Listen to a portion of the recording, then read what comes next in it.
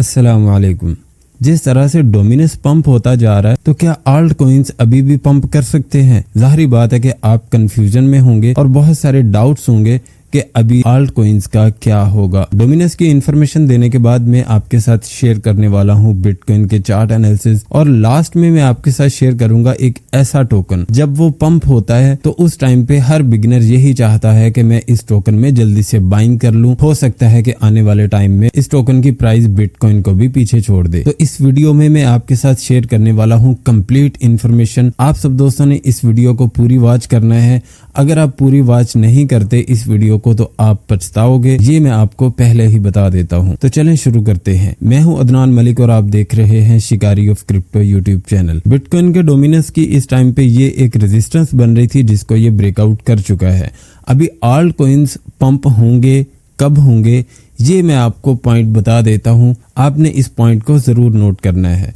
जब भी बिटकॉइन का डोमिनस 60% को ब्रेक डाउन करेगा, इसके बाद आपने ये देखना है कि ये वाली जो सपोर्ट इसकी हमने लगाई हुई है, इसको जब भी ब्रेक डाउन करेगा तो आल्ट कॉइन्स उसी टाइम पे ही पंप होना शुरू कर देंगे। ये पॉइंट्स आपने जरूर याद रखने हैं। यहाँ से अगर डोमिनस पंप हो जाता है तो इसके बाद रेजिस्टेंस इसकी बन रही है डोमिनस की 62% की। तो दोस्तों 62% पे बिटकॉइन के डोमिनस का जाना बिटकॉइन को तो एनर्जी देगा ही, लेकिन आल्ट कॉइन्स बहुत बुरी तरह कोलैप्स हो जाएंगे या आल्ट कॉइन्स में ट्रेड करने का किसी को कोई फायदा नहीं होगा। तो इसलिए आपने ये पॉइंट्स जरूर नोट करने हैं। 60% को जब भी बिटकॉइन का डोमिनस ब्रेक डाउन करेगा तो आल्ट कॉइन्स में हलचल शुरू हो जाएगी। तो जैसे ही ये वाली सपोर्ट हमने लगाई हुई है इसको ब्रेक डाउन करता है तो आल्ट कॉइन्स यहाँ से पंप होना शुरू कर देंगे या रिकवरी करनी शुरू कर देंगे। तो ये पॉइंट्स आपने जरूर नोट करने हैं। हम जिन टेक्निकल एनालिसिस को फॉलो करते हैं या जिसको फॉलो करके हम ट्रेड जनरेट करते हैं वही पॉइंट्स हम आपके साथ शेयर कर रहे हैं। अभी हम चलते हैं बिटकॉइन के चार्ट एनालिसिस की तरफ। लॉन्ग टर्म के लिए अगर बिटकॉइन की प्राइस को देखें तो इसी सपोर्ट को ही फॉलो कर रहा है। तो अभी मैं आपको ये एक पॉइंट बता देता हूं कि ज्यादा से ज्यादा टेक्निकल एनालिसिस के मुताबिक बिटकॉइन की प्राइस कहां तक गिर सकती है। वो प्राइस है $1,03,200। $1,03,200 तक बिटकॉइन की प्राइस आ सकती है। इसमें कोई बड़ी बात नहीं होगी। तो बिटकॉइन की प्राइस 1,03,200 तक आ भी जाती है तो फिर भी पैनिक करने की जरूरत नहीं होगी। तो फिलहाल ये वाली इसकी एक सपोर्ट है जिसको बिटकॉइन फॉलो कर रहा है। तो ये भी दोस्तों मैं आपको बता देता हूं कि अगर आपने शॉर्ट टर्म में ट्रेड जनरेट करनी है बिटकॉइन में तो किन सपोर्ट एंड रेजिस्टेंस को आपको फॉलो करना होगा। अगर आपने शॉर्ट टर्म में ट्रेड जनरेट करनी है तो आपकी नजर होनी चाहिए $1,06,000 तक। $1,06,000 को बिटकॉइन कभी भी टच कर सकता है। यहाँ पे आपने ये जरूर नोट करना है कि $1,06,000 को ब्रेक डाउन करने के बाद इसके नीचे ये 3 घंटे भी स्टे कर गया तो फिर बिटकॉइन की जो प्राइस होगी वो $1,03,200 की तरफ रमादमा हो जाएगी। तो ये आपने पॉइंट जरूर नोट करना है। तो बिटकॉइन की प्राइस $1,05,000 तक यहाँ पे आ सकती है। तो $1,05,000 की सपोर्ट कोई इतनी स्ट्रॉन्ग नहीं है, लेकिन ये एक आखिरी उम्मीद है बिटकॉइन के रिवर्स होने की कि $1,05,000 से बिटकॉइन की प्राइस रिवर्स हो जाए। तो $1,05,000 से बिटकॉइन की प्राइस रिवर्स ना हो सकी तो फिर भाई $1,03,200 से पहले बिटकॉइन रिवर्स नहीं होगा। ये मैं आपको क्लियर पॉइंट बता देता हूँ। मेरा काम है आपको इन्फॉर्मेशन देना। तो जो रेजिस्टेंस बन रही है इस टाइम पे शॉर्ट टर्म में वो रेजिस्टेंस है $1,08,500। $1,08,500 को ब्रेकआउट करने के बाद इसके ऊपर 2 घंटे 30 मिनट स्टे करता है तो बिटकॉइन की रेजिस्टेंस होगी $1,10,000 पे। $1,10,000 की रेजिस्टेंस ऐसी है कि इस टाइम भी अगर बिटकॉइन $1,10,000 को ब्रेकआउट कर दे, इसके ऊपर भी इसको 4 घंटे स्टे करना होंगे।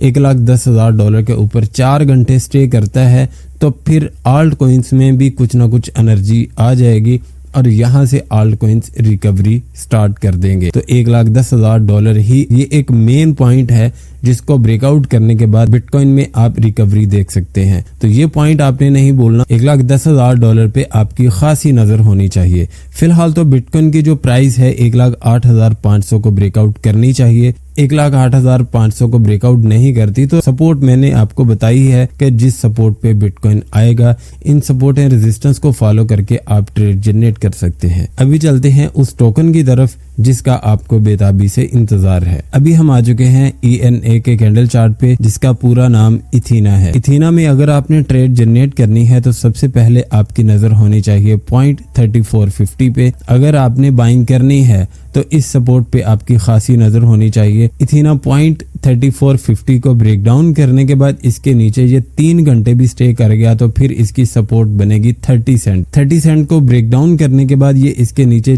6 घंटे भी स्टे कर गया तो फिर एक ही सपोर्ट इसके नीचे आ रही है जो कि बन रही है 18 सेंट। 18 सेंट ये इसकी आखिरी उम्मीद है। अगर तो इथीना ने जिंदा रहना है तो 18 सेंट से ऊपर रहना चाहिए, ये मैं आपको क्लियर कट बता देता हूं। और अभी मैं आपको वीकली कैंडल चार्ट में लेके चलता हूं ताकि आपको मैं क्लियर बता सकूं कि ये सपोर्ट मैंने क्यों लगाई है। यहाँ पे आप देख सकते हैं कि इसी सपोर्ट के आसपास ये आके यहाँ से ही रिवर्स हुआ है। अगर आपने बाइंग करनी है चाहे लॉन्ग टर्म के लिए चाहे शॉर्ट टर्म के लिए तो इन्हीं सपोर्ट एंड रेजिस्टेंस को आपको फॉलो करना होगा। वैसे अगर देखा जाए टेक्निकल एनालिसिस के मुताबिक तो इसकी प्राइस इंक्रीज होगी अगर ये वफात ना पाया तो। अगर ये वफात पा गया तो फिर भाई इसका कुछ नहीं कह सकते, ये मैं आपको पहले ही क्लियर कर देता हूँ। तो अगर आपने बाइंग करनी है तो बाइंग करने का तरीका भी मैं आपको बता देता हूँ। बाइंग करने के लिए सबसे पहले पॉइंट 3450 पे आप इसमें छोटी सी बाइंग एक बना सकते हैं। इसके बाद 30 सेंट की जो सपोर्ट है उस पे आप एक बाय ऑर्डर लगा दें और 18 सेंट पे आप थर्ड बाइंग कर सकते हैं। इसकी जो रेजिस्टेंस बन रही है इस टाइम पे वो है 39 सेंट। 39 सेंट पे तो ये कभी भी हाई लगा सकता है, इतनी पोटेंशियल है इसमें। पॉइंट 3450 की सपोर्ट जाहिर बात है कि ये नजदीक है, पहले इसको टच करेगा और इसके बाद 39 सेंट पे आप इसको सेल कर सकते हैं।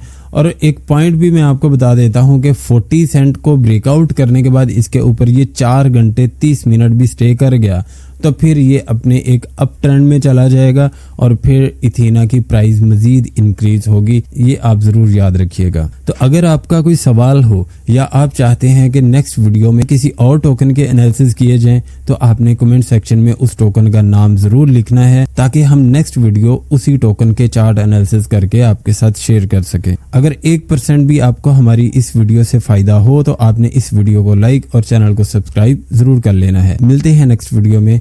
अल्लाह हाफिज।